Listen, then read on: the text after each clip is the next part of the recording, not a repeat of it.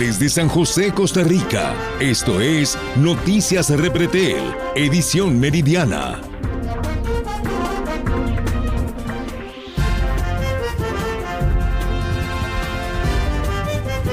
Hola, ¿cómo están? Bienvenidos a Noticias Repretel. Yo soy Melissa Durán. Iniciamos con las informaciones.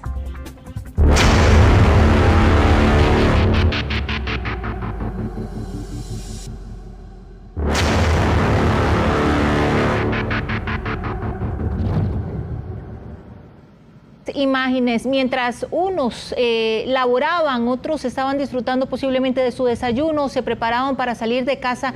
Lo cierto es que mientras esto sucedía, 7 trabajadores fueron sorprendidos por un furgón que se volcó y los atropelló en la ruta 32. 2 de ellos lamentablemente fallecieron al quedar bajo el pesado vehículo. Las víctimas laboraban para una empresa que participa de la ampliación de la ruta 32, subcontratada por el MOB. Eric nos tiene todo el detalle. Eric, adelante. Melissa, pasada las 6 de la mañana, estos trabajadores que llegan de costumbre minutos antes de esta hora a trabajar esta ruta que se mantiene en ampliación. La desgracia llegaba al sector de Limón 2000 sobre ruta 32 cuando este pesado vehículo venía desde en sentido Matina hacia el Caribe y por razones que ahora está analizando el OIJ pierde el control y vuelca. Son 6 personas que también resultan heridas y 5 de ellas que son llevadas al hospital Tonifacio en Limón. Una que no requirió el traslado a este centro médico, pero 2 que lamentablemente pierden la vida. El cajón de este contenedor, de este tráiler que vuelca y que cae sobre ellos. Fue inevitable el impacto que genera este pesado automotor. Ahora una de las hipótesis que está manejando incluso el Ministerio de Obras Públicas y Transportes, que a través de la oficina de prensa se refirió a este caso, es que un exceso de velocidad puede estar entre la causa de la muerte de estos 2 trabajadores. Aún no han sido identificados por parte de la Policía Judicial. Si bien es cierto, es un hecho muy lamentable, muy fuerte y por supuesto para sus compañeros que sobreviven también a este percance al ver que los otros 2 trabajadores quedan totalmente prensados. Un difícil rescate también por parte de Cruz Roja Costarricense, que los declara rápidamente fallecidos y que bueno, durante varios minutos se ha dado el inicio para levantar el cajón y posterior a esto extraer los cuerpos. Una situación que lo vemos así, Melissa, que se vuelve a repetir. Recordemos que el pasado 30 de abril, incluso al finalizar la ruta 32, muy cerca del cruce, popularmente conocido como el cruce de Doña Lela, vuelca un tráiler que también genera el arrastre de vehículos y en ese momento que cae sobre un motociclista que horas después también pierde la vida en el hospital Calderón Guardia. Un hecho muy lamentable que incluso todavía está trabajando el OIJ en la escena para iniciar con la recolección, mediciones posterior a esta tragedia que está embargando a estas personas. Según lo que se nos ha dicho por parte también de las autoridades médicas, es que los otros 5 hombres que fueron llevados hasta el hospital Tonifacio fueron llevados de forma urgente con una serie de golpes. Sin embargo, estas otras 2 personas que lamentablemente no logran sobrevivir al impacto. Este es un punto, Melissa, que hay que señalar. Hay partes y tramos de esta carretera que sí han estado finalizados con demarcación y demás, pero usted lo ve en las imágenes, hay partes en las que los vehículos tienen que realizar ciertos cruces, ciertos movimientos, que esto también pudo haber incidido en que el peso del camión generara ese vuelco rápidamente. Si se suma el factor velocidad, que es la hipótesis que en apariencia se está manejando como causa de esta emergencia, pudo haber generado que el conductor no controlara el camión, que además llevaba bastante peso, y que volcara también en este punto de la comunidad. Se da rápidamente el auxilio por parte de los otros colaboradores que sí logran salir con alguna serie de golpes. Incluso había uno de ellos que incluso también estaban con rasgaduras en su ropa ante también la forma de ellos de reaccionar para evitar el impacto de este pesado contenedor. Vamos a ver parte de la dinámica, cómo fue que ocurrió este accidente pasadas las 6 de la mañana de este jueves, y que incluso, bueno, ha sido un trabajo muy difícil, principalmente en la forma en que quedan los cuerpos, y que incluso es la parte para remover ahora estos cadáveres que está trabajando el OIJ. Una situación compleja donde estas dos personas fallecen mientras estaban realizando sus labores diarias.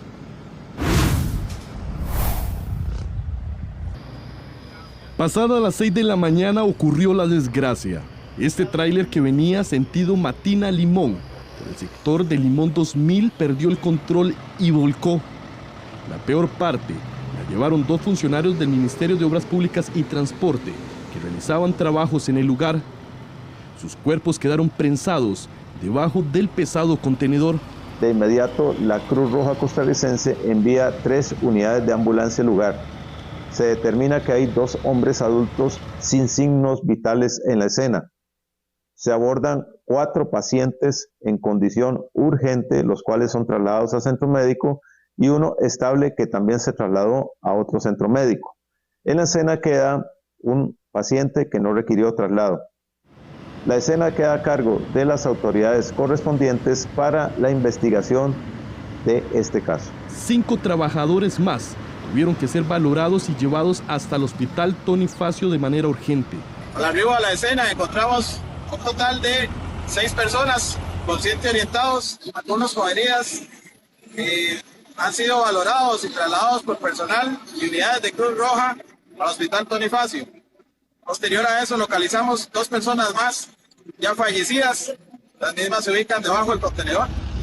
En estos momentos permanecemos en la escena, asegurando y a la espera del organismo de investigación judicial para su respectivo levantamiento. El Ministerio de Obras Públicas y Transportes lamentó lo sucedido y externó las condolencias a la familia.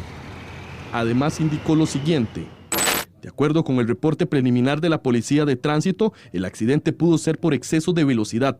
Sin embargo, serán las autoridades judiciales las que determinen las causas. De esta forma, durante horas de la mañana, se ha intentado mover el pesado camión. El abuso en la velocidad sigue siendo la primer causa en decesos en las vías del país, con 173 muertes, seguido por la invasión de carril con 103 decesos, y la imprudencia del conductor en tercer lugar, con 54 muertes. Según el MOP, en el último mes 33 personas murieron producto de un accidente de tránsito. En el caso de los 2 trabajadores del Ministerio de Obras Públicas y Transportes que murieron, ahora el hecho queda en manos del organismo de investigación judicial para confirmar y determinar las causas de la muerte. Según la Cruz Roja Costarricense, 457 personas han muerto en el lugar del accidente. Incluso si lo vemos y lo asociamos, en caso de vuelco son 88 los decesos durante este 2025. Pero también ha sido una cantidad de traslados críticos a centros médicos, 588 referente a los vuelcos, y que en este caso fue atendido durante esta mañana, un rápido desplazamiento hasta el hospital Tony Facio en Limón. Vamos a ver un poco la dinámica que nos explicaban las autoridades de cómo ocurrió este fatal accidente, esta tragedia que embarga a estos trabajadores sobre la ruta 32 cuando este pesado vehículo transitaba por la zona del Caribe, y que incluso, bueno, otra de las hipótesis, Melissa, si hay que aclarar, es que cuando venía a velocidad, podemos decir altas, una ruta en la cual los vehículos transitan muy rápidamente, el conductor, sumado a este factor velocidad, habría buscado o habría intentado evadir a un motociclista. Esto generó que además perdiera el control y generará también el impacto, el atropello mortal a estos trabajadores. Según ha indicado el OIJ, se está trabajando en la escena y por supuesto son estas causas las que podrían ser ahora analizadas para determinar si bien es cierto la causa de este mortal accidente. Las edades aproximadas están entre los 25 y 35 años de las víctimas, no han sido identificadas, que es parte del trabajo que a esta hora de la tarde se está realizando en el sector de Limón 2000, Melissa. Muchísimas gracias, Eric, y nuestras condolencias también para estas familias. Para ampliar sobre este tema, nos acompaña el director del CONAVI vía Zoom, don Mauricio Sojo, a quien les damos las buenas tardes. Don Mauricio, sabemos que no eran empleados directos del MOP, pero sí trabajaban en una empresa subcontratada por el Ministerio de Obras Públicas y Transportes, precisamente trabajando, laborando en obra pública. Don Mauricio, ¿qué información tienen ustedes hasta este momento? Hola, muy buenas tardes. Bueno, de igual manera, lamentamos mucho lo sucedido esta mañana y pues nuestras condolencias a todos los familiares. Lo que tenemos como reporte es un poco lo que ya habíamos comentando, un exceso de velocidad, un probable exceso de velocidad en la zona, que provoca el lamentable accidente. Estamos viendo realmente las causas, nos la dirán la parte ya judicial de realmente por qué sucedió este tema. Nosotros estamos revisando pues a lo interno que estamos en una obra en construcción, donde hay claramente señalamiento preventivo, algunas maniobras que hay que hacerlas a bajas velocidades, y estamos revisando pues todo esto para estar claros de que los muchachos lamentablemente estaban en una zona de trabajo. Don Mauricio, a eso iba precisamente cuando sucedió esto en la mañana. Estábamos en la edición matutina de Noticias Repretel. A uno le impresiona porque lo que uno piensa eran muchachos, ya escuchábamos, 25, 35 años, que están empezando su día laboral, posiblemente con la mejor actitud, salen a trabajar y pasa una tragedia de estas. ¿Qué tan protegidos realmente están este tipo de trabajadores? Porque uno lo que ve es que podrían estar muy expuestos todos los días. Entiendo que por la labor que corresponde, que es en carretera. Sin embargo, ¿considera usted que sí se toman las medidas preventivas para velar por su seguridad? Vamos a ver, dentro de la obra pública, todas las empresas constructoras tienen que cumplir con un manejo de tránsito. El plan de manejo de tránsito incluye todo el señalamiento y dispositivos de seguridad necesarios para proteger precisamente a los trabajadores de los vehículos mientras que nos encontramos en construcción. Nosotros lo que velamos es porque este plan de manejo de tránsito se cumpla, y claramente es responsabilidad de las empresas constructoras de contar con todos los elementos de seguridad vial necesarios para que los trabajadores estén en carretera. Dependiendo del frente de trabajo o el tipo de obra que se esté realizando, así es el manejo de tránsito y así es lo riguroso que podría ser el señalamiento en sitio. Por ejemplo, en este caso, en la Ruta 32, una ruta muy transitada, sobre todo por vehículos pesados, ¿en qué consisten esas medidas? Don Mauricio, viendo un poco acá las imágenes, yo sé que no podemos determinar mucho porque no tenemos todo el panorama, sin embargo, más allá de cierta señalización o incluso muchas veces lo que uno ve son unos conos que sí, puede, digamos, avisarle a uno si uno viene tranquilamente, pero por ejemplo la velocidad que pueden alcanzar muchas veces estos vehículos en una autopista, ¿qué tan preventivo realmente es? Vamos a ver, recordemos, insisto, es un proyecto en construcción donde ningún automóvil debería ir a alta velocidad en ciertos sectores de la ruta. Lo que se hace es que se coloca señalamiento desde muy antes del ingreso a una zona de trabajo, precisamente como lo dice usted, para preverle al conductor que algo se acerca al sitio. Pueden ser conos, pueden ser elementos un poco más rígidos, lo que se vaya viendo en cada frente de trabajo. Cada uno de ellos tiene una configuración y una forma en que se da. Entonces, de ahí es que algunos frentes de trabajo tienen conos, como lo dice usted, o algunos otros tienen elementos un poco más rígidos por la peligrosidad que se pueda dar en el sitio. Realmente nosotros lo que hacemos es velar por lo que se cumpla este plan de trabajo y este señalamiento para que precisamente todos los conductores estén previstos a que algo se acerca y que hay que tener cuidado porque pueden haber trabajadores en sitio. ¿A qué velocidad se debe transitar, por ejemplo, en la Ruta 32 en las zonas donde hay trabajadores, don Mauricio? Normalmente estas zonas son zonas de muy baja velocidad, 25, 30 kilómetros como máximo, donde ahí en la zona de trabajo se baja la velocidad, se pasa por la zona de trabajo y luego pues se puede aumentar de acuerdo a los límites de la ruta que nos dé. Pero normalmente es a muy bajas velocidades, precisamente para tener prevención de los trabajadores, de la maquinaria, de materiales que se puedan encontrar en sitio. Don Mauricio, ¿qué sabemos de los trabajadores que lograron salvarse milagrosamente de alguna manera? Sabemos que fueron trasladados a un hospital, pero ¿cómo se encuentran ellos? Por el momento no tenemos un reporte de los muchachos que fueron trasladados. Estamos averiguándonos en la condición que están, precisamente para saber pues que ya estén bien, que estén fuera de peligro, pero al momento no tenemos un reporte de esto. Muchísimas gracias, don Mauricio, por atendernos en esta edición. Ya lo escuchábamos, esto es de nuevo un llamadito para todos los conductores, sobre todo si vemos que hay trabajos en la vía y hay personas que están arriesgando su vida por el desarrollo del país. Más adelante en esta edición ampliaremos sobre este tema. Continuamos con más.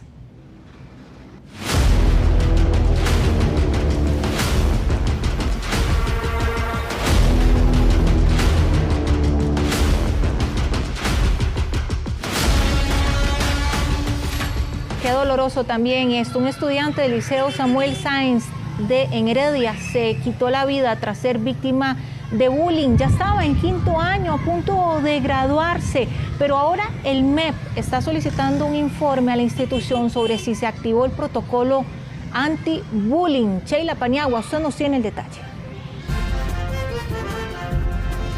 Sin duda, una lamentable noticia que se registró el 31 de octubre. Estamos hablando de Ricardo González Rivera, quien estaba cursando el 5º año en el Liceo Samuel Sáenz Flores. Una situación sin duda, bueno, les indico, muy lamentable que este joven haya decidido quitarse la vida tras ser víctima de bullying. Según indican compañeros de este joven, es que él constantemente estaba siendo acosado por un grupo de compañeros, parece que de su misma sección. Lamentablemente, pues él decide quitarse la vida el 31 de octubre debido a este constante acoso que aparentemente pues estaba recibiendo. Y es que sus compañeros han realizado todo un movimiento solicitando justicia por Ricardo y que estos casos no queden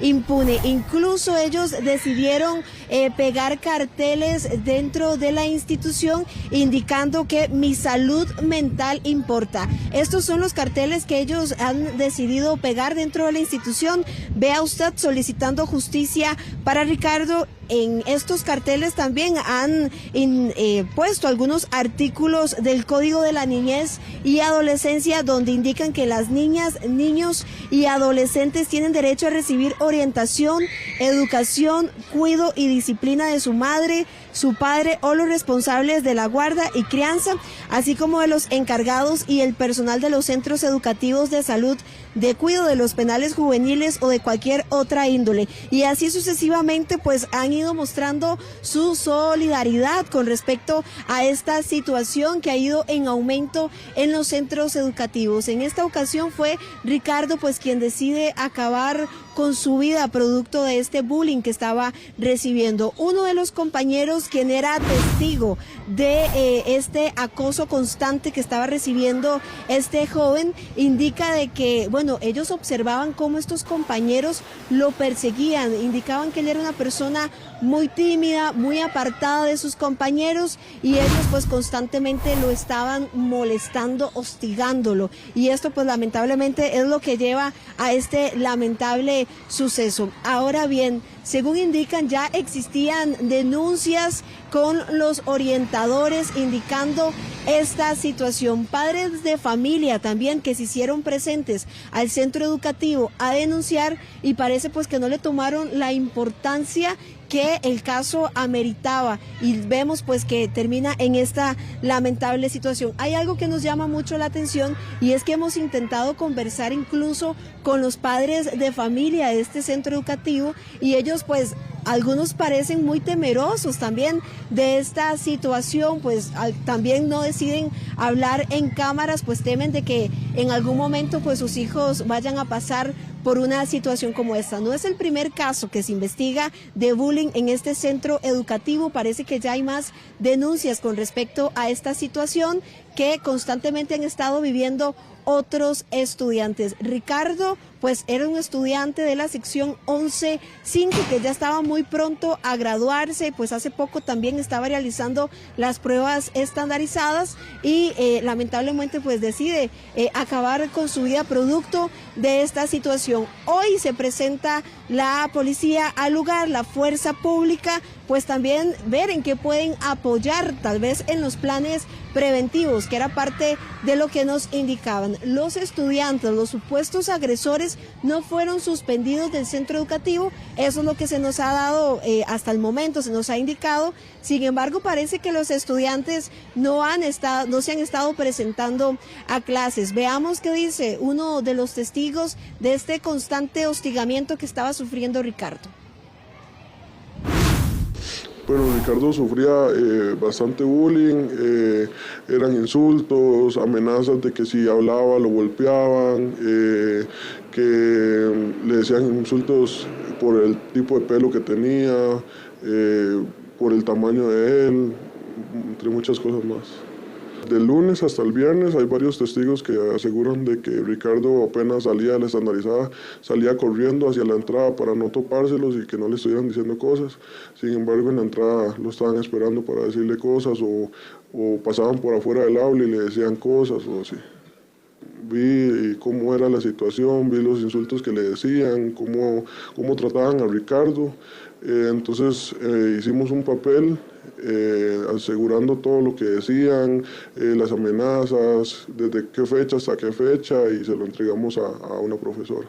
Los que vivían en el aula, ellos dos eran los que hacían y molestaban a él y a dos compañeros más también. Hay dos mamás que fueron y dijeron a la orientadora que lo que estaba pasando, y la orientadora lo que dijo fue, ustedes no son la mamá como para que puedan abrir el protocolo. Bueno, le consultamos al Ministerio de Educación Pública sobre esta situación y sobre también el protocolo que han activado. Veamos, porque ellos nos indicaron que el Ministerio de Educación Pública lamenta el sensible fallecimiento de uno de nuestros estudiantes del Liceo Samuel Sáenz en Heredia.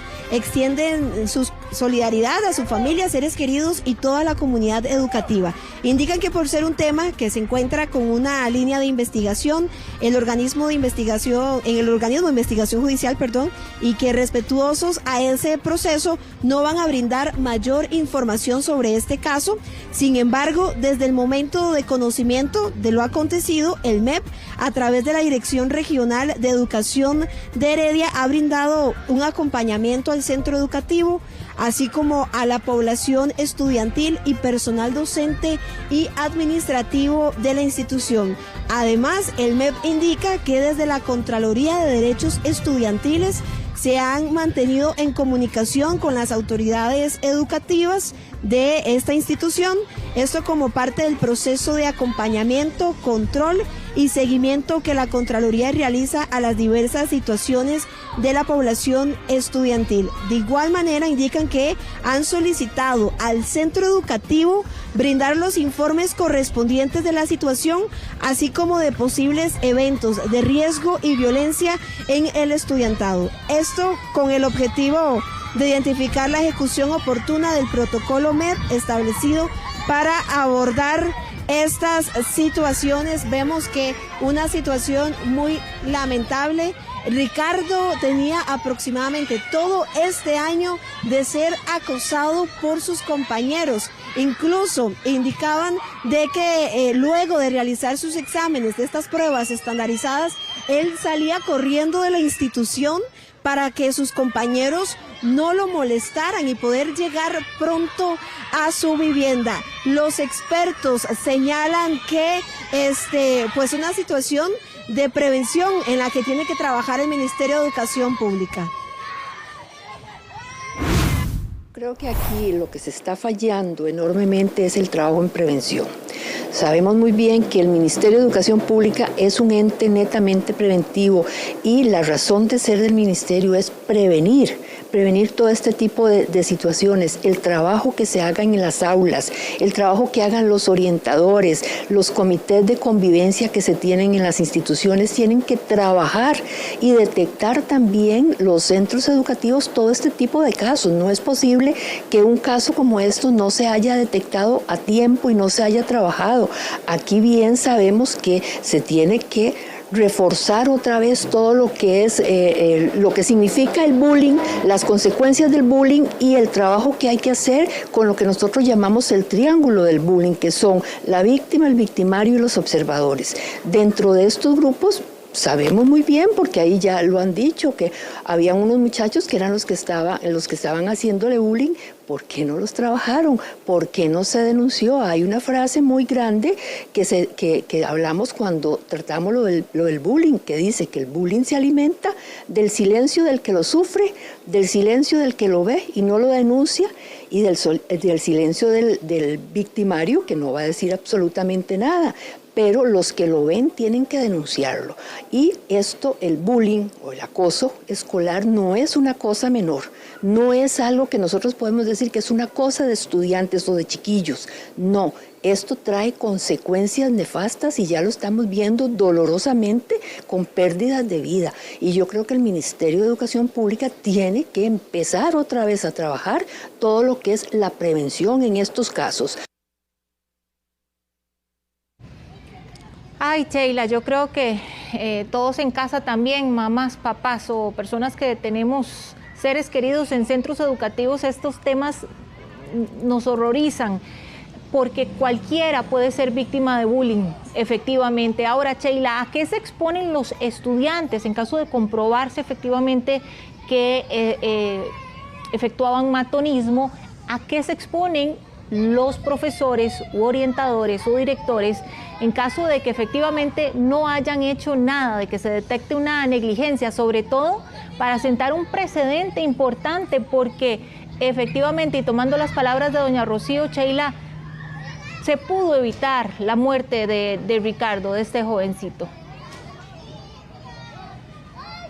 Efectivamente, Melissa, bueno, esos estudiantes se pueden exponer a la suspensión, pueden ser suspendidos del centro educativo, además les pueden realizar un rebajo, ¿verdad?, en los puntos de conducta. Con respecto a los orientadores, a quienes les habrían informado sobre esta situación y quienes en apariencia pues no quisieron tomar la denuncia, porque quienes denunciaron, ¿verdad?, no fueron los padres de familia de Ricardo, sino de sus compañeros, ya sería como una sanción administrativa la que podría tomar el Ministerio de Educación Pública. Sin embargo, pues ellos deben investigar este caso. Nos indicaban que ya el organismo de investigación judicial también está investigando qué fue lo que sucedió y que llevó, ¿verdad?, también a este joven de Ricardo a quitarse la vida producto de esta situación. Melissa, no es la primera vez que ocurren estos hechos en centros educativos. Incluso en junio del presente año, también en un liceo en Pobacito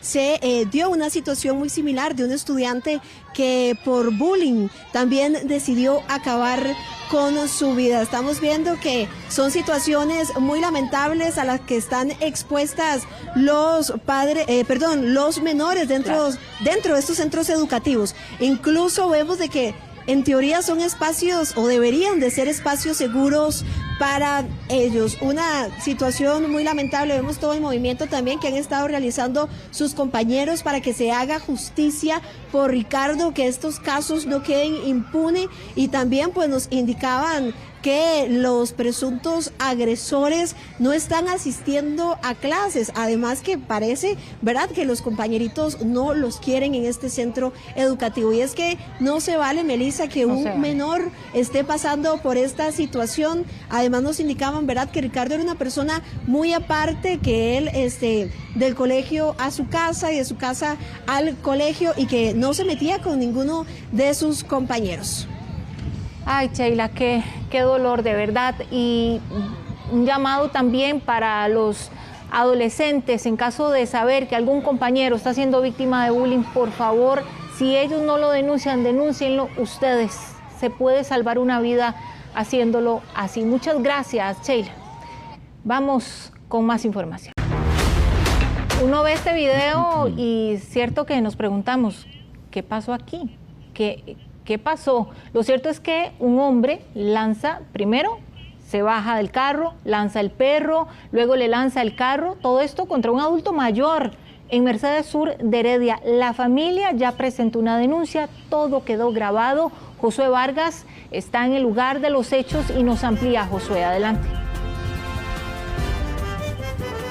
Así es, Melissa, todo ocurrió en Mercedes Sur de Heredia esta semana, en el lugar en donde nos encontramos, y quedó justamente grabado en las cámaras de una vivienda que está frente a la casa del afectado, don Bernal Villalobos. Vamos a ver este video bastante impactante en donde se ve un conductor que viene a alta velocidad en esta calle a pesar de que hay un reductor. En ese momento venía saliendo don Bernal de la vivienda, no hay acera y por poco lo atropella. El vehículo retrocede unos cuantos metros para conversar con don Bernal, pero no para pedirle algún tipo de disculpas, sino que se baja del carro y vean lo que pasa. Abre la compuerta, saca un perro de raza grande y aparentemente amenaza a don Bernal con este perro por lo sucedido. Él es un adulto mayor, se defiende con su bastón y en ese entonces vemos nuevamente a este conductor de este carro negro que guarda ahora el perro al carro, y en eso vemos ahora como saca dos herramientas nuevamente para tratar de amenazar y arretar a este adulto mayor debido al altercado que se había presentado en Mercedes Sur. Ahora se monta el carro. El asunto no termina ahí. Echa para atrás, casi atropella a otro vecino que se encontraba en el sitio, y ese es el momento en el cual le tira el carro a ese señor, a don Bernal Villalobos, aparentemente para atropellarlo. Afortunadamente él se pudo resguardar dentro de su casa, el portón amortiguó el impacto, claramente hubo daños en esta estructura, en la estructura del portón y hasta en una bicicleta. Tamaño susto se llevó don Bernal Villalobos por este caso que él todavía no explica cómo sucedió, su familia está muy temerosa y ya interpuso la denuncia por este caso que sucedió en Mercedes Sur de Heredia. Escuchemos parte de las declaraciones, la historia que nos contó don Bernal aquí en Mercedes Sur. El señor bajó un perro, creo que es pastor belga, algo así, ya los tiene adiestrados. Entonces él lo que hacía era gestos de que me atacara, que me mordiera. Y en ese momento yo no tenía nada en las manos, pero digo, ¿con qué me defiendo? Yo me regreso al garaje buscando algo y aquí solo matas. Por dicho, encontré un bastón de apoyo que uso por discapacidad y se lo enseñó al señor. Se lo enseño, entonces cuando él vio el garrote o el leño, fue para defenderme del perro. Pero él llegó y lo guardó y sacó una cruceta y un tubo. Hizo amenazarme, a tirármelo. Ya en ese momento yo perdí todo el estribo, me agaché a ver si no me lo tiraba. Pero el vecino de ahí que estaba a la par le dijo, oiga, ¿cómo va a tirar eso? Entonces se devolvió, creyendo yo que ya, por dicha, digo, ya se va. Mentira, agarró el carro, lo devolvió, lo retrocedió 5 metros y me lo tiró encima. Pero yo estaba aquí en el portón, exactamente aquí, cuando oí los gritos de mi esposa. Oye, yo me tiré más adentro y ese carro pegó aquí en todo esto. Y pegó encima la bicicleta mía que me la despedazó, que ya iba yo saliendo con ella. Y es que fue aproximadamente en 3 oportunidades que este conductor intentó amenazar o agredir a este adulto mayor que había salido de su casa. Lamentablemente en ese sector es una calle muy estrecha, no había acera. Él cuando abre el portón pasa a alta velocidad, casi lo atropella. Él le reclama que tuviera un poco de cuidado. El sujeto no se devuelve a disculparse y en reiteradas oportunidades vimos cómo quiso amenazarlo, o aparentemente amenazarlo o agredirlo de diferentes formas, tanto con las armas, incluso con un perro de raza grande, hasta que incluso intentó también atropellarlo y golpeó en este caso al portón. Esta mañana el organismo de investigación judicial se hizo presente aquí a su vivienda, entrevistó a don Bernal Villalobos, tomó fotografías del lugar, también entrevistó a otros vecinos, todo esto para incorporarlo en el expediente, ya que la familia interpuso una denuncia penal por tentativa de homicidio. Ante este caso tan lamentable. Nosotros también conversamos con Beltrán Garita, que es un reconocido transportista de la zona, que justamente se encontraba en ese lugar, en ese momento cuando ocurrió todo. Él tuvo que correr porque cuando el conductor del vehículo negro dio marcha atrás, por poco lo atropella, y fue el momento cuando nos comentó también parte de la experiencia sufrida y vivida esta semana aquí en Mercedes Sur. Escuchemos su versión y también lo que nos contaron algunos vecinos sobre la peligrosidad de este sitio debido a lo estrecha que es la calle y también al reductor que muchos se lo brincan. De casualidad yo lo venía viendo, entonces tuve oportunidad de defenderme, o sea, quitármele, pero la verdad es que me asustó el tipo. Sí, yo creí que más con el hecho que había hecho de haberle tirado el carro al vecino aquí, que se le tiró prácticamente a matarlo. ¿Usted vio todo? Sí, estaba... me arrimé ahí al ver el altercado, yo me arrimé para ver qué hacía uno. Pero cuando ese hombre saca el perro y saca la llave rana y hizo tanto loco, la verdad es que de ahí uno sale sin nada. Y él está joven, era un viejo, ¿qué va a hacer uno ahí? Los choferes estos cometen el error y como si nada, más bien llegó a retarlo, detuvo el carro, sacó un perro para ver cómo lo amedrentaba, como vio que no tenía cómo ganar el problema, entonces guardó el perro y sacó una llave rana y incluso el vecino del frente le quiso dar por la cabeza, fue el que él se hizo hacia atrás. Los vecinos ya tienen identificado a esta persona, quien es aparentemente de apellido Garita y aparentemente también es adiestrador de perros. Es por tal motivo que se presume que en el primer intento, cuando baja del carro y saca el perro, pues intentó de alguna forma amenazarlo y también poner en riesgo la vida de este adulto mayor, porque al ser adiestrador sabría más bien cómo podría comportarse este canino y hasta dónde podría llegar. Justamente el caso se hizo viral en redes sociales, llegó a muchas personas y a partir de este hecho comenzaron a llegar muchos comentarios y denuncias parecidas. De hecho, una denuncia muy similar se remonta a hace 3 años en Santa Bárbara de Heredia y vamos a ver el video que se ve a continuación en donde se observa a este vehículo que en ese momento era de color rojo, ya no es color negro, fue hace 3 años, teniendo una discusión con esta persona que se identifica como Fernando Retana. En un punto se da una discusión, choca a Fernando Retana y envía el carro azul a la cuneta. En ese momento vemos a la víctima, a Fernando, salir del carro azul luego de que cae a la cuneta y huir, ya que estuvo a punto nuevamente de ser atropellado aparentemente por esta misma persona de apellido Garita que le tiró nuevamente el carro, pareciera que con todo el motivo o toda la intención de hacerle algún tipo de daño. Esto ocurrió hace 3 años en Santa Bárbara de Heredia. En ese entonces el carro era rojo, pero los vecinos denuncian que es el mismo vehículo, la misma placa y el mismo propietario. Nosotros conversamos con Fernando Retana y eso fue lo que nos contó. Un encontronazo ese mismo día, varios más atrás, pero ese mismo día ya tuvimos un encontronazo fuerte y ya él decide seguirme con el carro y me golpea ahí como se ve en el video. Él lo golpea en al menos 3 oportunidades, usted incluso se baja del carro. Correcto, en 3 oportunidades me golpea, me lo tira ahí a la cuneta, podemos decir, y cuando yo me bajo del carro todavía intenta atropellarme. Estos hechos vienen a constituir el delito de tentativa de homicidio, delito que según nuestro Código Penal podría llegar a tener una pena de prisión exactamente igual como si el hecho realmente se hubiera llegado a culminar. En este caso, la pena que viene a sancionar el delito de homicidio simple.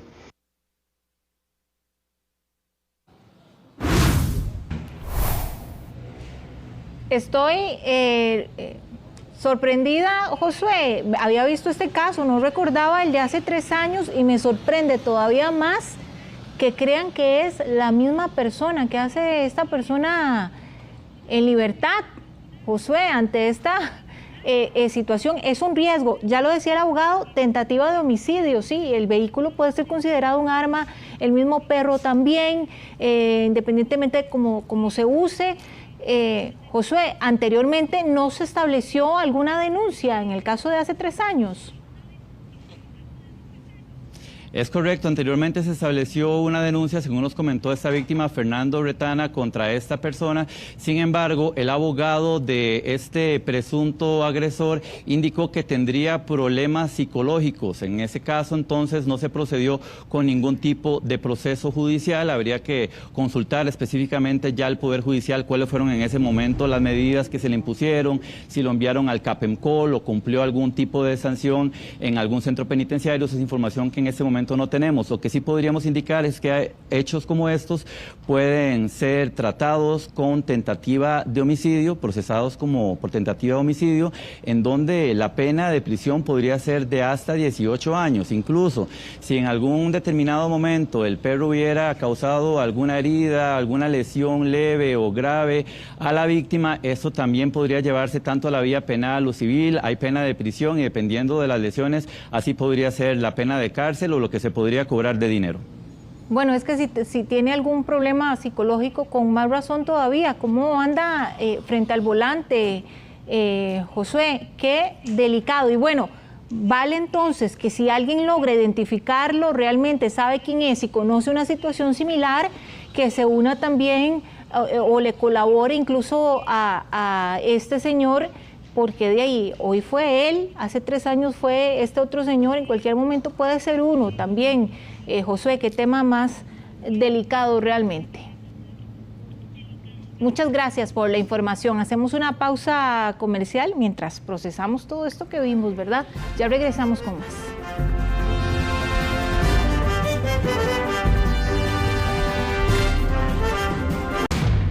Continuamos con más de Noticias Repretel. ¿Qué hace usted si, por ejemplo, tiene una moto de unos 800,000 colones? Pero cuando se fija cuánto tiene que pagar de marchamo, tiene que pagar 3 millones. Es decir, con el marchamo casi que se compra 3 motos y media. Bueno, esto le pasó a un vecino de Heredia, sí, quien denuncia un cobro exagerado del marchamo 2026. Jesús, hacemos contacto con usted, quien nos amplía. Adelante.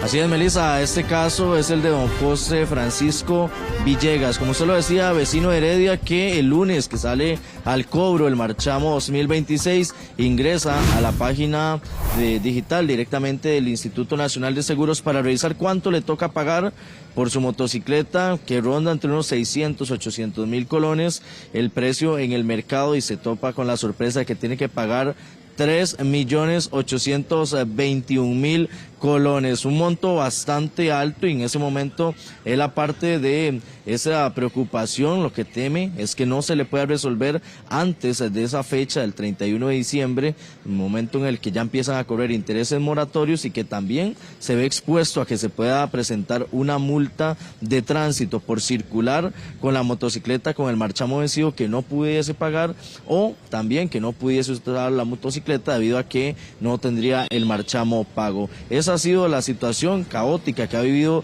este conductor y que nos ha contado a Noticias Repretel, porque no es la primera vez. El año anterior ya le había pasado exactamente lo mismo y le resolvieron unos poquitos días antes de que terminara el cobro regular del marchamo, lo que puso a correr a él con todos los trámites que tenía que hacer. Justo como en el año pasado, este año él se presentó al Ministerio de Hacienda, donde pidió que se le ayudara a cambiar el monto, que le indicaran por qué era que se estaba presentando esta situación. Sin embargo, bueno, pues los motivos que le dieron no fueron convincentes y tampoco le dieron una solución inmediata a este caso. Él se hace presente al sector de La Uruca, busca a Noticias Repretel, expone el caso, y es cuando se traslada la consulta al Ministerio de Hacienda, donde nos informan que esto se debe a una complicación. Cuando se inscribió la motocicleta, en el valor del contrato se puso la moneda en dólares y tenía que ser en colones, y eso es lo que estuvo generando que durante varios días desde que salió el cobro, bueno, pues él tuviese que pagar cerca de 3.821.000 colones. Ya se ha indicado que se estará trabajando por parte del Ministerio de Hacienda para hacer el reacomodo de este monto y también el cambio a nivel de sistema del contrato, el valor del contrato que tiene que ser en colones para que ya le salga el monto actualizado y que pueda hacer el pago correcto que le toca realizar, que es cerca de unos 130.000 colones. Pero escuchemos lo que ha manifestado pues don José Francisco Villegas, temor también de que esto se sigue presentando y que bueno, él espera que esta solución llegue antes del 31 de diciembre.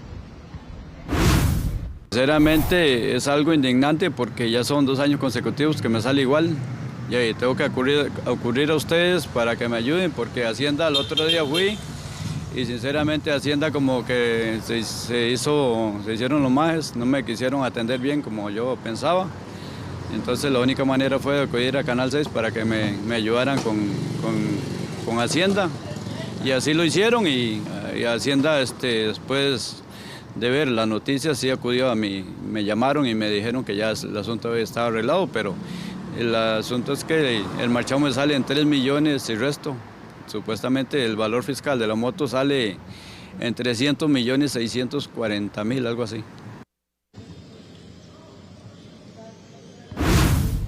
Más de 2.500.000 consultas se han realizado en la página del Instituto Nacional de Seguros de personas, conductores que buscan conocer cuál es el monto a pagar. Más de 34.000 que ya lo han realizado durante estos primeros días que salió el cobro de ese derecho de circulación 2026 y que también don José Francisco Villegas relata que esta situación, bueno, lo preocupa bastante y que él espera una solución pronta, que él fue a Hacienda a esperar que ellos le solucionaran en ese momento, como el año pasado que tuvo que esperar hasta cerca del 31 de diciembre y que espera que esta vez quede resuelto en los próximos días para poder realizar el pago con normalidad y que eso no afecte también el uso de su motocicleta. Ya yo fui a Hacienda la primera vez el año pasado y me dijeron, no, es que son errores que están pasando y tenemos que irlos corrigiendo. Y supuestamente yo creí que este año lo iban a corregir y no fue igual. La misma situación del año pasado. Y ahí sí, porque tiene que sacar unos ratos para ver cómo soluciona el problema, porque ellos no te van a llamar a vos, te van a decir, tenemos un problema, te lo vamos a solucionar. Ellos en ningún momento lo van a hacer. El año anterior pagué como 140.000 colones. Ya después que me solucionaron el problema, sí. Inclusive hace escasos minutos el Ministerio de Hacienda nos ha contactado para indicarnos que ya a nivel de sistema se está realizando el reacomodo de estos datos de don José Francisco Villegas, pero también hacen el llamado a aquellos conductores que tienen esos vehículos inscritos y que ya revisaron y que consideren que el monto no está directamente como tiene que ser, que inclusive, bueno, recordemos que este año hay un aumento del 10% en el impuesto del seguro obligatorio automotor y que bueno, podría generar un pequeño aumento, pero que sin embargo las personas comparan el valor fiscal del año anterior con el de este año y no tiene ningún movimiento, ninguna reducción, bueno, pues es importante que haga el reclamo directamente al Ministerio de Hacienda, quien es el que se encarga de cargar este valor, que es ese rubro que se encuentra dentro del marchamo y que bueno, es prácticamente el 60% del monto que se paga por los vehículos en ese derecho de circulación 2026. También parte de lo que han informado,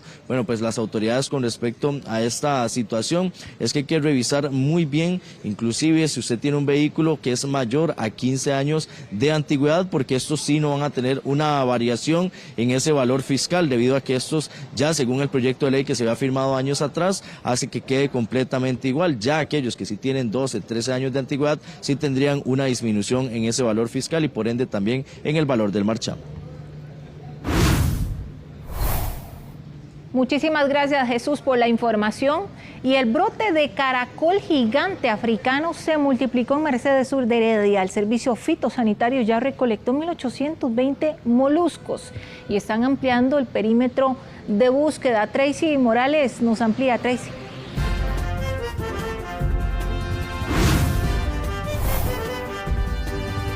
Bueno, y es que la verdad llama la atención cómo ha avanzado este brote que sigue concentrado en Mercedes Sur, en la provincia de Heredia. Ya son más de 1.800 caracoles gigantes africanos que ha recolectado el servicio fitosanitario. Y también la reproducción de este animalito está relacionado a las condiciones climáticas. El brote de caracol gigante africano en Mercedes Sur, en la provincia de Heredia, aumentó considerablemente. Estas fotografías del servicio fitosanitario muestran cómo avanza la infestación de este molusco en un residencial de esa provincia. Inclusive se han ubicado en las plantas. En cuestión de una semana, el caracol gigante se multiplicó muy rápido, pasando de 450 caracoles, que fue el brote inicial, a 1.820. Las lluvias de los últimos días incidieron en la reproducción. Las condiciones lluviosas de la época favorecen, digamos, al molusco como tal y obviamente por ende también a su reproducción. Son las condiciones ideales, es la época más lluviosa del año y eso por supuesto dificulta. Logramos ver los pequeños, los medianos, los eventualmente un poquito más grandes o lo que denominamos como adultos, pero obviamente en lo que estamos detectando esas cosas probablemente al día siguiente estarán eclosionando algunos otros huevos. Esta fotografía muestra cómo pueden crecer estos animalitos. Inclusive se pueden comparar con el tamaño de un conejo adulto. Lo adecuado es recogerlos de manera correcta y evitar con eso algún problema. Me llama la atención que este tipo de caracol, bueno, por eso se le llama así, gigante. ¿Cuánto puede llegar a crecer? Sí, bueno, en África ya, digamos, que es, digamos, un nicho, ¿verdad? Y que de repente no los recolectan y demás porque viven ahí en el monte propiamente, de grandes. Ahorita, ¿verdad? Tuvimos la oportunidad de enseñarte algunas fotos y en la palma de la mano inclusive se sale, ¿verdad? Cuando ya han tenido tiempo de estar en el campo, de desarrollarse y demás, son bastante grandes, o sea, es impresionante. De momento, el brote se mantiene controlado, pero el servicio fitosanitario amplió el perímetro para continuar con el proceso de recolección. Hemos llegado ya a los 500 metros, ¿verdad? De ese perímetro, de estar haciendo prospecciones para poder determinar la presencia del caracol. Aún sigue la investigación para determinar cómo este molusco llegó hasta Mercedes Sur, en la provincia de Heredia. Bueno, como lo hemos venido diciendo, lo importante es que usted no manipule este tipo de caracoles, al menos que usted utilice una bolsa plástica o un guante. La recomendación es que si usted los observa, llame al servicio fitosanitario. Muchas gracias, Tracy. Y por tercer día consecutivo, la Ruta 32 continúa cerrada. Material por caer compromete la circulación de esta importante vía. Eric Meléndez, regresamos con usted. Melissa, pese a que se han dado las labores de limpieza desde el martes, que fue cuando se da esta afectación en la ruta 32, en el kilómetro 21, bueno, nuevamente en la que es caída de material, lo que sería una enorme piedra que está en el talud del kilómetro 31, lo que está condicionando la apertura de esta ruta. Así lo ha confirmado el Ministerio de Obras Públicas y Transporte. No se podría colocar dinamita para que este material caiga, debido a que podría comprometer al personal que ha estado trabajando, a las cuadrillas del MOP, para que se pueda restablecer el paso hacia quienes van al Caribe, pero también quienes vienen hacia la capital. Es parte de las labores que ahora está buscando también en conjunto con CONAVI para tener la habilitación de esta ruta. 3 días ya de cierre que por supuesto ha generado complicaciones para quienes realizan el movimiento de mercancías, principalmente vehículos pesados que han utilizado la ruta 10 por Turrialba y que genera un alto tránsito hacia este sector. No se tiene un panorama cierto, una fecha u hora establecida para la apertura de esta ruta, pese a que se han hecho nuevas valoraciones, principalmente a lo alto de esta montaña, de este talud. Por seguridad se ha evitado lo que es el tránsito por esta ruta. Son 8 los puntos que generan una alta vulnerabilidad sobre esta carretera, que a lo largo de este 2025 han generado cierres y que nuevamente ha ido sumando horas que lo prolongan para los cierres así durante esta semana, y que bueno, podría mantenerse así para las próximas horas. Incluso, bueno, la última actualización que ha dado el MOP es que se están revisando y se estará revisando para horas de la tarde para buscar una forma de trabajar este punto y ver cómo este material puede ser removido. Sin embargo, el alto peligro que esto genera para los colaboradores es lo que está comprometiendo esta apertura.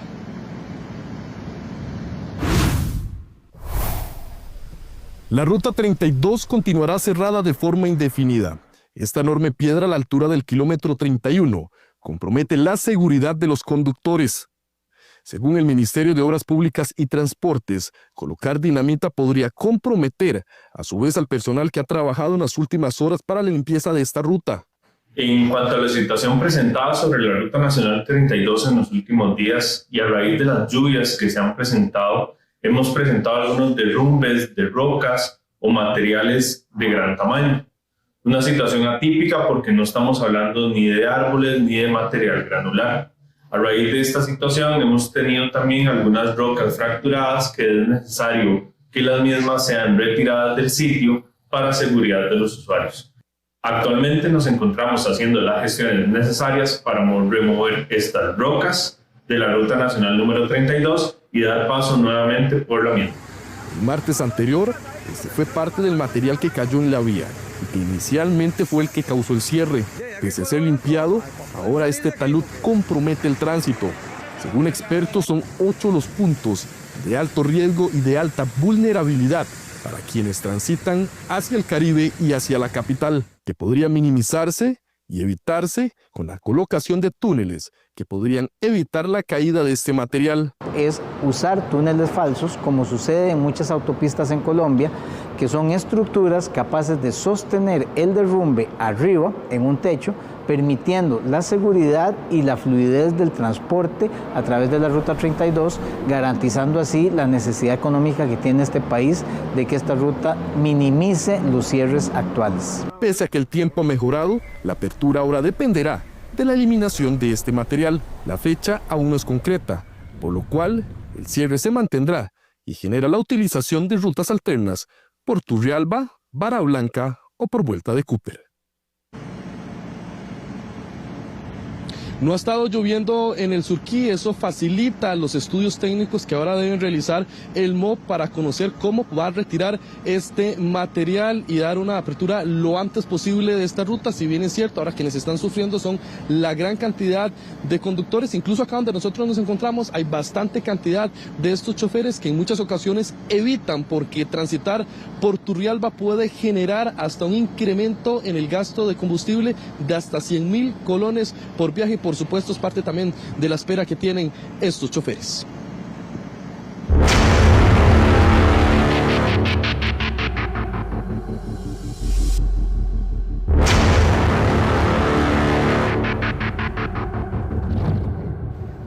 Las cuadrillas que elaboran en las obras de ampliación de la Ruta 32 se exponen a constantes riesgos. Este jueves 2 personas fallecieron, 5 resultaron heridos al volcarse un furgón, esto en Limón. En la zona está Hernán Barrantes y nos tiene todo el detalle. Hernán, adelante. Melissa, esto se da específicamente a la entrada de la Ciudadela Limón 2000 en el distrito de Río Blanco de Limón. Acá sobre la Ruta 32, donde se ubica una de las tantas y cuestionadas rotondas que se han construido en esta vía luego de que se iniciara el proceso de ampliación. Vamos a mostrarles las situaciones que pudieron haber incidido en que se diera este accidente, que ya fue removido en su totalidad del lugar debido a la necesidad de ampliar el paso, ya que recordemos que es la ruta más transitada de mercadería para ingresar y salir del país. Como vemos, esta es la rotonda, esto que estamos viendo, y tiene un desnivel. Estos vehículos que vemos en imágenes vienen de Matina hacia Limón y se topan con esto. No hay señalización que indique que hay una rotonda, no hay un seda, y también vemos que tiene pues desniveles importantes tanto hacia el sur como hacia el oeste, y esto genera que el paso de los vehículos sea muy riesgoso, según han manifestado los mismos vehículos. Según el detalle de lo que han informado las autoridades de este lamentable accidente que se ha presentado el día de hoy, que cobra 2 vidas, es que como este furgón que estamos viendo en imágenes viene en dirección hacia Limón, sin embargo, según testigos, venía a una alta velocidad, y esto habría generado que al momento de pasar por este desnivel, la carga se le fuera hacia un lado, lo volcara y se llevara arrastrado a estos trabajadores y el vehículo tipo de carga liviana en el que estaban sus herramientas, y que algunos de ellos estaban junto a este automotor.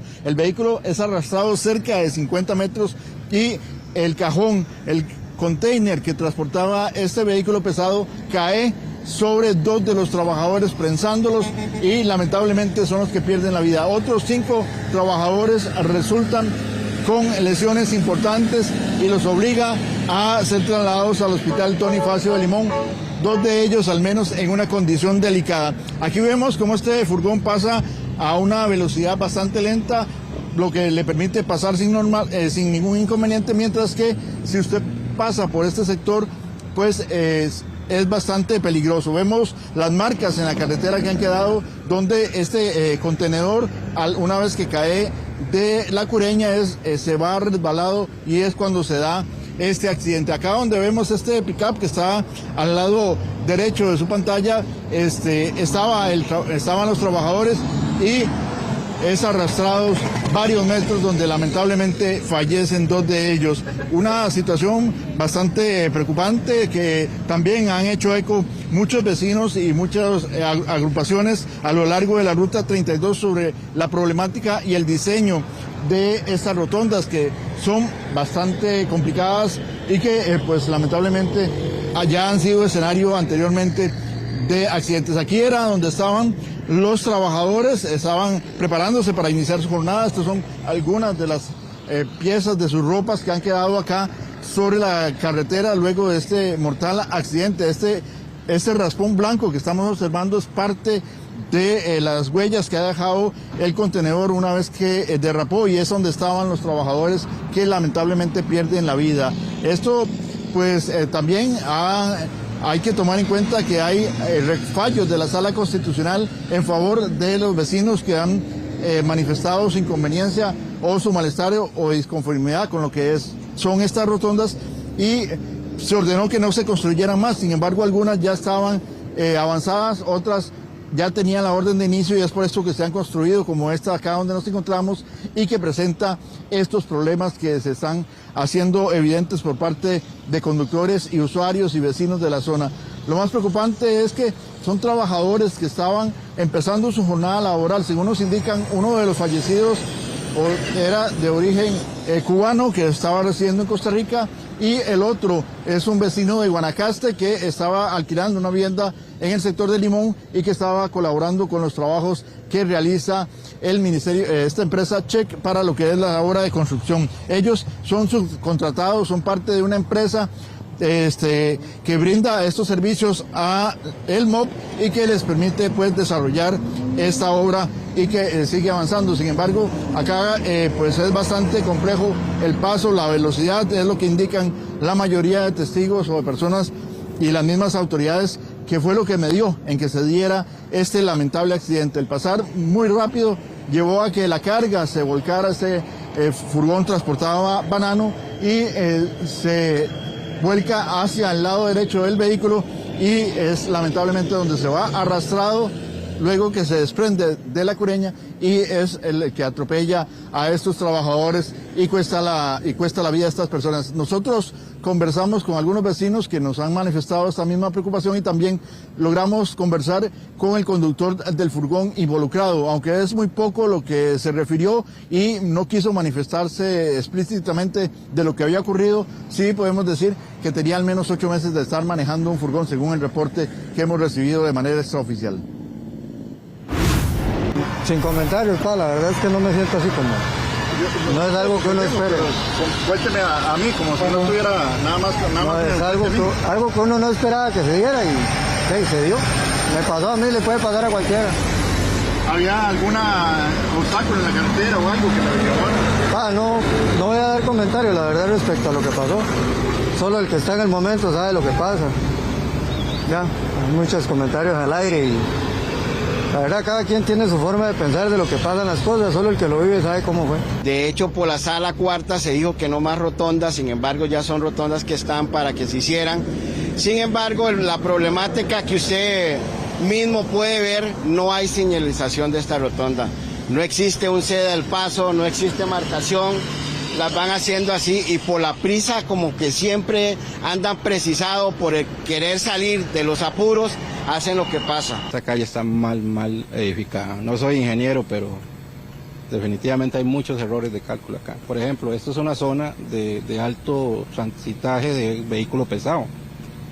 ¿Qué es lo que sucede? Esas cargas, según los desniveles de calle, hay ciertas partes, si un vehículo de estos agarra la calle muy rápido, lo que hace es que la carga, lo que hace es acostarse a un lado y desgraciadamente ahí es donde vienen los accidentes, ¿verdad?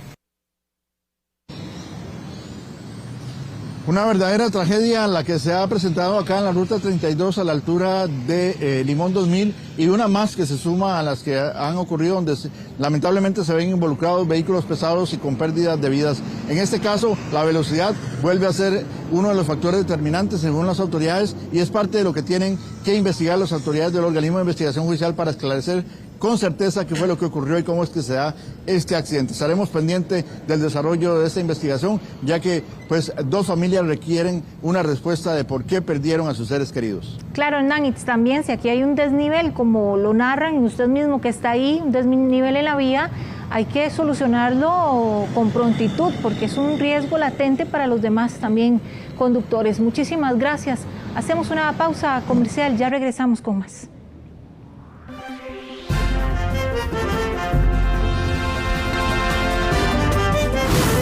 Gracias por continuar con Noticias Repretel. Y Costa Rica inicia ya la transición hacia la época seca y por eso los días tan lindos que hemos tenido ayer y hoy. Pero ¿qué se espera para los próximos días? Rachel Matamoros nos amplía. Rachel. Así es, ya nos estamos topando días con esas tardes navideñas tan bonitas, asoleadas, pero esto es parte de la normalidad que se refleja para en esta época, ya que el mes de noviembre se caracteriza como una época a la transición seca, que de hecho pues vamos a estar topándonos estos días bonitos y asoleados por la tarde, pero también nos vamos a estar topando días un poco más lluviosos en distintos puntos del país. El país ya comienza a experimentar el periodo de transición hacia la época seca, una etapa caracterizada por la disminución paulatina de las lluvias y la presencia de días más soleados y secos, especialmente en el Valle Central y la vertiente del Pacífico. Desde este pasado miércoles se ha percibido una reducción en las precipitaciones, con tardes más frescas y presencia de vientos que marcan el inicio de este cambio estacional.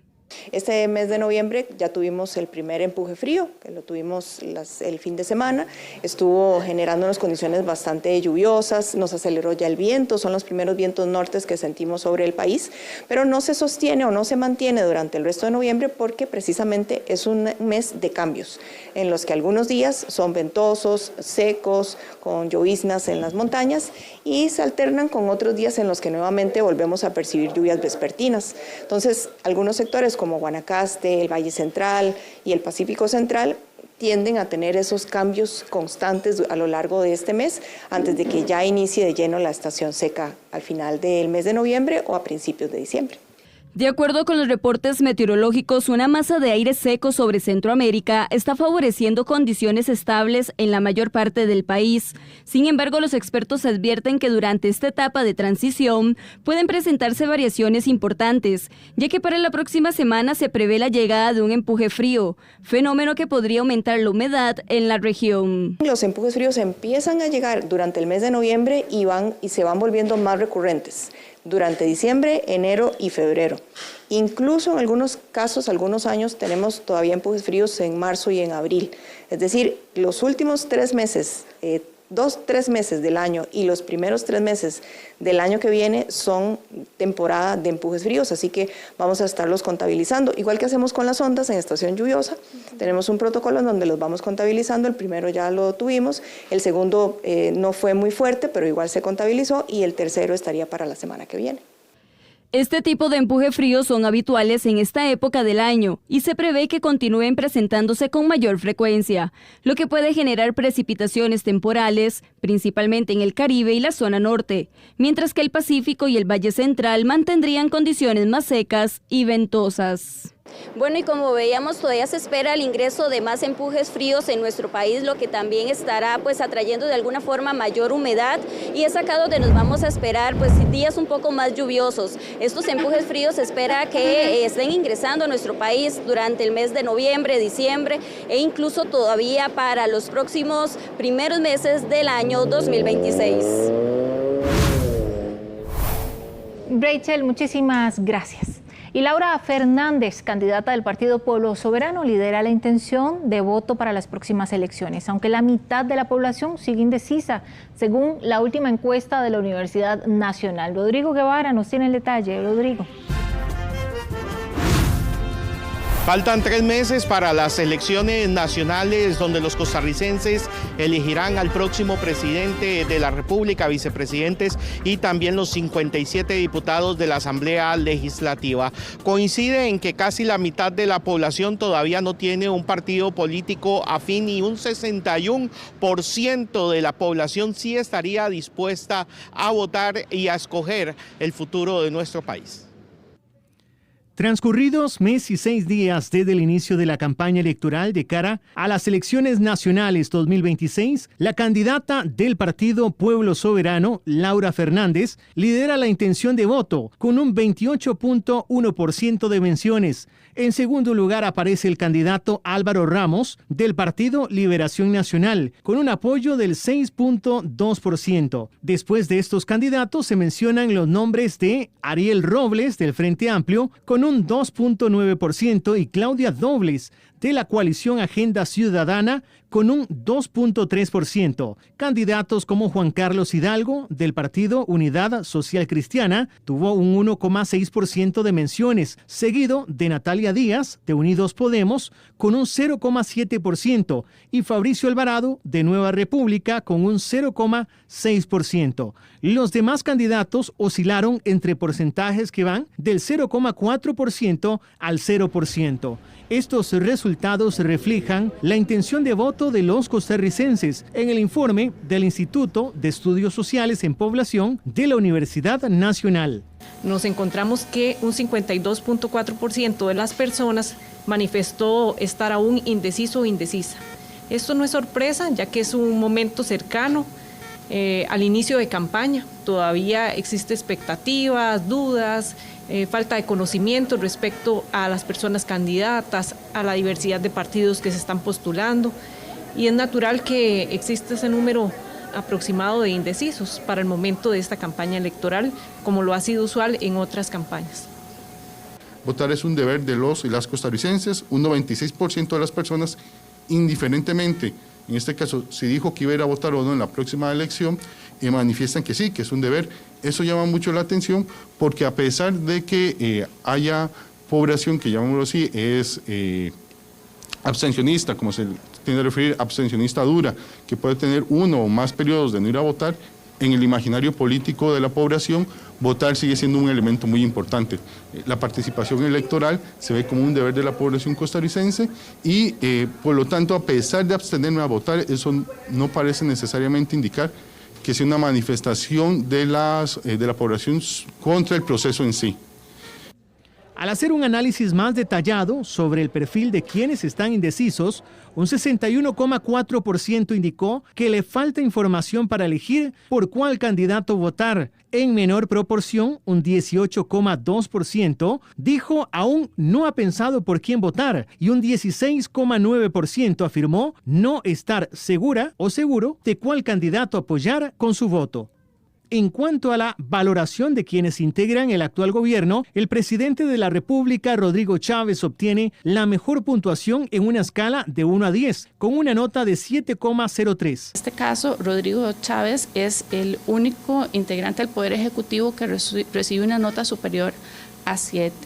Cuando le preguntamos a las personas que participaron en el estudio que nos brindaran la misma calificación de 1 a 10 de otras figuras, ministerios del Poder Ejecutivo, obtenemos que el ministro de Seguridad Pública, Mario Zamora, obtiene una nota de 6.37, el Efraín Celedón, ministro de Obras Públicas y Transportes, de 6.34. De nuevo, el principal problema del país es la seguridad, crimen y convivencia. En segundo lugar aparece la gobernanza, gestión política y corrupción. Es la segunda encuesta desde que inició la campaña electoral que dan las universidades públicas, específicamente la primera, la Universidad de Costa Rica, y la segunda, la Universidad Nacional. Coinciden ambas en los 2 primeros lugares de intención de voto, que son ocupados por Laura Fernández de Pueblo Soberano y Álvaro Ramos de Liberación Nacional. Y el Tribunal Supremo de Elecciones afirmó que el futuro de las candidaturas dependerá de la Asamblea Legislativa. Rodrigo Guevara, regresamos con usted. Adelante. Se trata de una propuesta a largo plazo que se estaría viendo en la Asamblea Legislativa. Es decir, a los actuales diputados no les daría tiempo de aprobar esta reforma constitucional, ya que se ocupa 2 periodos. Pero ha sido un tema en el cual ya el Tribunal Supremo de Elecciones dio una opinión sobre el tema, pero también está a la espera de que se le haga la consulta pública de parte de la Asamblea Legislativa. Cuando el 80% de los costarricenses dice, ni tengo partido, ni quiero tener, ¿por qué usted los va a obligar a tener un partido político para lanzarse a la presidencia? Y ahora revisando datos en internet, mira qué interesante, de 238 países, solo hay 21 países en el mundo que no permiten candidaturas independientes, incluyendo Costa Rica. ¿Por qué? ¿Por qué? ¿Cuál es la razón? Y la Sala Cuarta dio una resolución donde dice que es potestad de los legisladores decidir si eso lo restringe solo a partidos políticos o a partidos políticos y grupos organizados y personas independientes. Esta es la propuesta que planteó la diputada oficialista Pilar Cisneros. Se trata de una reforma constitucional que permitiría a las personas postularse para la presidencia o asamblea legislativa sin necesidad de estar inscrito en un partido político como en la actualidad. México es un ejemplo cercano de lo que pretende Cisneros. Los países de la región que han permitido la candidatura independiente, digamos, eso no ha cambiado el sistema de partidos políticos. Hay muchas experiencias de sistemas mixtos. Requeriría, por supuesto, una reingeniería relativa a una serie de requisitos partidarios, pero entiendo que es un diseño, en este caso, del constituyente derivado, como se le llama a la Asamblea Legislativa cuando está llevando a cabo reformas constitucionales. En caso de aprobarse en 2 legislaturas, la normativa tendría que establecerse el mínimo de firmas para que una persona pueda inscribir su nombre y la forma en que recibiría la deuda política. Además, se tendrá que dar un espacio prudencial al tribunal para que se hagan los cambios necesarios.